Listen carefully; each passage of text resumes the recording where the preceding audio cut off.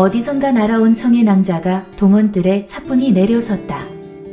감히 현청에서 소란을 피우다니 지엄한 국법은 안중에도 없나 보죠? 청의 낭자가 이혜진에게 말했다. 국법을 바로 세우기 위함이에요. 낭자는 뉘신지요? 아산 운무관의 소주 남수련이라고 해요. 아, 이제 보니 운무관의 소주셨군요.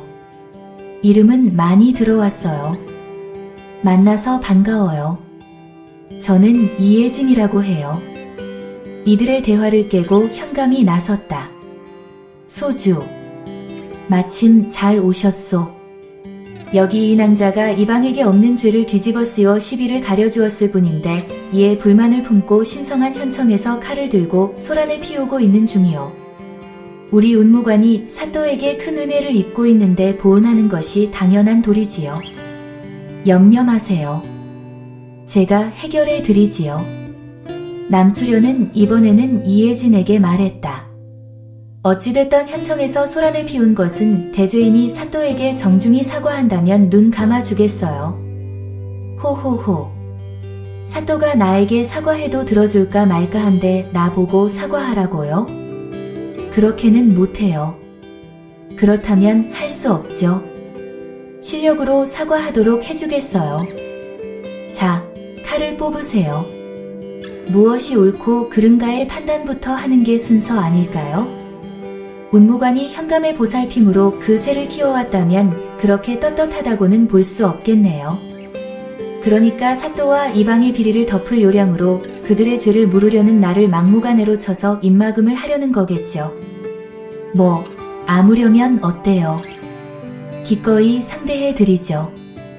이 예진의 말이 떨어지자마자 남수련이 먼저 공격을 시작했다. 발검에서 바로 진전격적의 자세로 이혜진의 복부를 향해 내리쳤으나 이혜진은 이를 막아내며 칼을 오른쪽으로 뺄 듯하더니 급변하여 남수련의 목을 향해 찔러갔다. 그러면서 입을 열었다. 오늘 본국검법의 진술을 보게 돼 영광이에요. 남수련은 한 번의 공격이 실패로 돌아가자 향후방적, 직부송서, 후일격, 좌요격, 용약일자를 적절히 배합하며 연속 공격을 시도했지만 번번이 이혜진의 방어막에 걸려 무용으로 돌아갔다. 이혜진의 검이 춤을 추었다. 함경직 문주의 검술은 천변만화하는 속의 외윤회강, 내유회강으로 신묘한 검광과 검풍으로 상대를 휘몰아쳐 공격하여 제압하는 독보적인 것이었다. 더구나 장품을 칼날에 실어보내는 그의 검술은 당금 세상에서 막을 수 있는 사람이 거의 없다고 보아도 과언이 아닐 정도로 신기에 가까운 것이었다. 이혜진의 주위로 검광이 반짝이고 검풍이 소용돌이치는 와중에 남수련은 이마에 땀을 흘리며 간신히 그 공격을 막아내고는 있었으나 내심 놀라지 않을 수 없었다. 도무지 어느 문파의 검법인지 알 수가 없었다. 남수련은 침착함을 되찾고 이혜진의 오묘한 검을 피함과 동시 모든 공력을 집중하여 일격을 날렸다. 순간 이혜진의 오른쪽 어깨가 빈틈이 생기며 남수련의 칼이 이혜진의 목을 살짝 스쳐 지나갔다. 조금만 깊었어도 위험할 뻔한 위기의 순간이었다. 강호에 나와 숱한 무인들을 만나 겨뤄보았지만 이혜진 생에 처음 맞는 강적이었다. 목에서는 선혈이 흘러나왔다. 그러나 그렇게 깊은 상처는 아닌 듯 했다. 느낌으로 알 수 있었다. 일단 혀를 눌러 지혈을 했다. 이혜진은 내심 놀랐다. 운무관의 소주가 이 정도라면 운무관주 남아윤의 실력도 가늠해 볼 수 있었다. 이혜진은 스승에게서 전수받은 절세 무공을 완전히 자기 것으로 하진 못했지만 날이 갈수록 깨우침이 깊어지는 것을 느끼고 있었다. 그녀는 18의 공력을 사용하여 회심의 일격을 날렸다. 순간 그녀는 검광과 검풍에 휩싸여 보이지 않게 되고 몸을 날려 남수련을 훌쩍 뛰어넘어 광풍을 날려 건너편에 착지하자 남수련의 검이 하늘 높이 날아가 동원 지붕 위에 꽂히고 남수련은 가슴을 움켜쥐고 무릎을 꿇었다. 남수련 낭자. 오늘 많은 것을 배웠어요.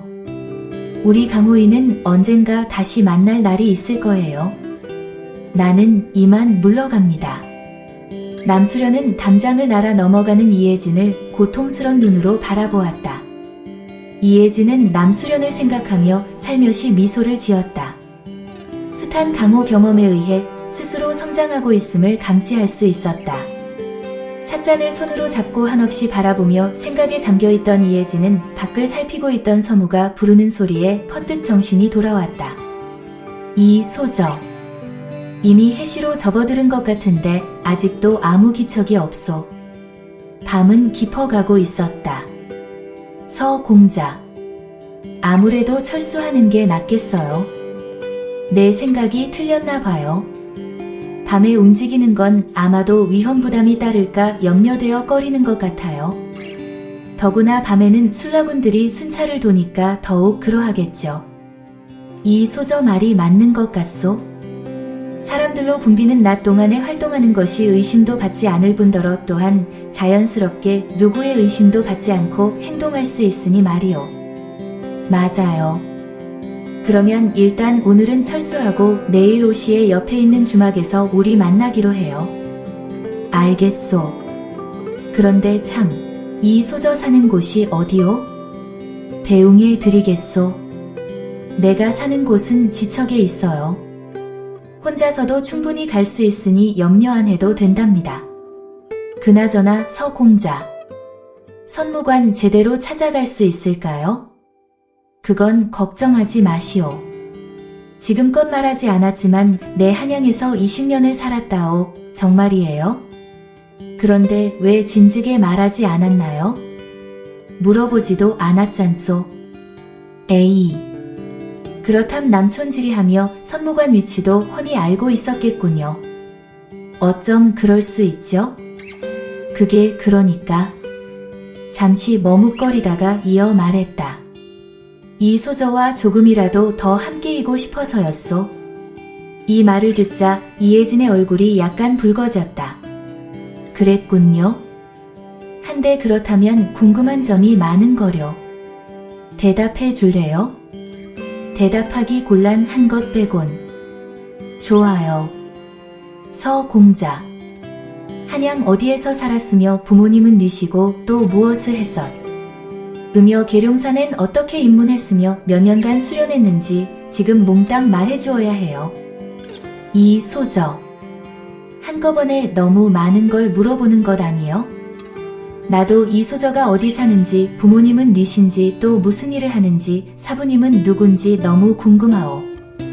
호. 그러고 보니 우린 서로에 대해 아무것도 모르고 있었군요. 그러하오. 그 모든 것들 같이 지내다 보면 자연히 알게 되지 않을까요? 우리 그냥 이대로 지내요. 아무것도 모르니까 신비스럽고 조금씩 알아가는 재미도 있을 것 같아요. 괜찮죠? 그럽시다. 나도 이대로의 이 소저가 좋소. 나도 이대로의 서공자가 좋아요. 자, 그럼 내일 옷이 잊지 말아요. 라고 말하며 이혜진은 바람처럼 사라졌다. 다음 날 편전. 판익은 부사와 좌포도대장이 임금 앞에 기립하고 있었다. 부사는 과인의 말을 새겨 들으시오. 예, 전하. 하명하시옵소서. 부사는 돌아가는 즉시 시전과 관련 있는 자들을 조사하여 도중으로부터 뇌물을 받은 자들을 엄중히 색출하여 보고할 것이며 또한 과인이 알기로는 도중이 난전에 대해 도가 지나친 폭력을 행사하여 그들을 반죽음으로 만든다 하오. 난전이 장사를 하지 못하도록 막기만 하면 될 일이거늘 단속의 범위를 벗어난 위법한 행위를 한 자들 역시 함께 색출하여 보고하시오. 이번 기회에 시전의 악질적인 병폐를 뿌리 뽑아야만 하오. 전하, 분부대로 거행하겠사옵니다. 좌포도대장은 들으라. 예, 전하. 하명하시옵소서. 어제 저녁 남촌의 주막에 도중에 도원 10여 명이 난입하여 주막에 있던 변복한 과인과 의명공주 그리고 내금위장을 칼로 위협하고 공격하였다. 다행히 내금위장이 이들을 물리쳐 무사할 수 있었다.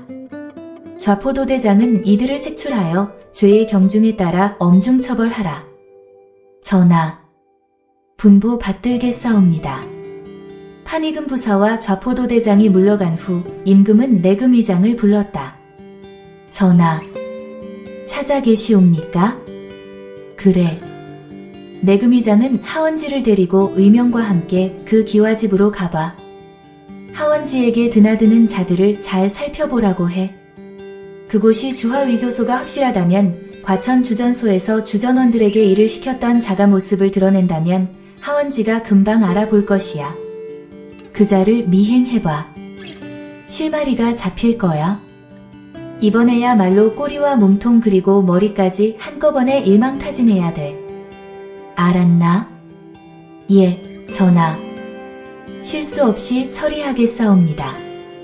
내금위장은 편전을 나와 의명공주의 거처인 동궐 요화당으로 향했다.